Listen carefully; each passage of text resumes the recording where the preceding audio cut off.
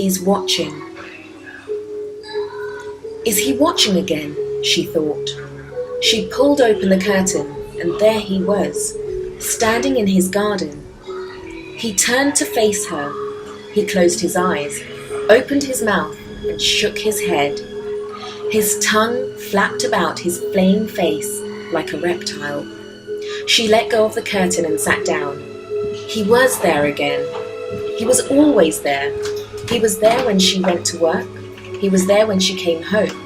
He was there when she went shopping. He was always there, watching. She sat in silence, listening for any sound he may make.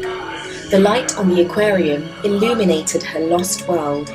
The air bubbles from the tank were the only noise. Outside, he was there, waiting to watch her. He watched her, and she watched the fish. Lifting the lid, she poured in some fish food. The flakes floated on the top of the water, and the fish swam up, and with wide mouths gobbled up the food. There was, however, one fish that never came out. It hid in the cave she had built for him or her. She often wondered.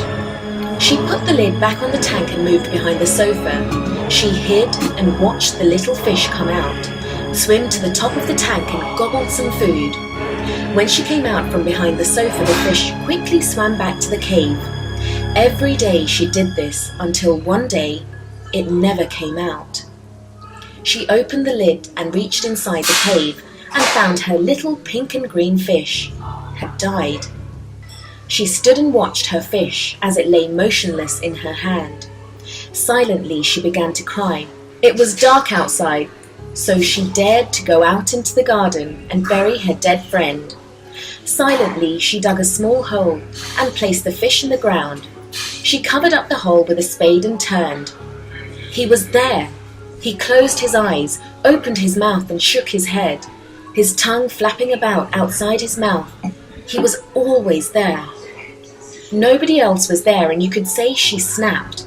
She brought the spade down on his head, and he fell to the ground. The spade had made a large hole in his head, and she knew he would never move again.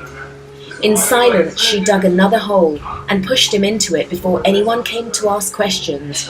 Then she went inside. She sat in silence with the curtains drawn. She dared not look outside. What if the neighbours knew what she did? Would they stand and stare at her? She sat watching her fish. She smiled broadly because now she was also watching him. She had put his eyes in the cave.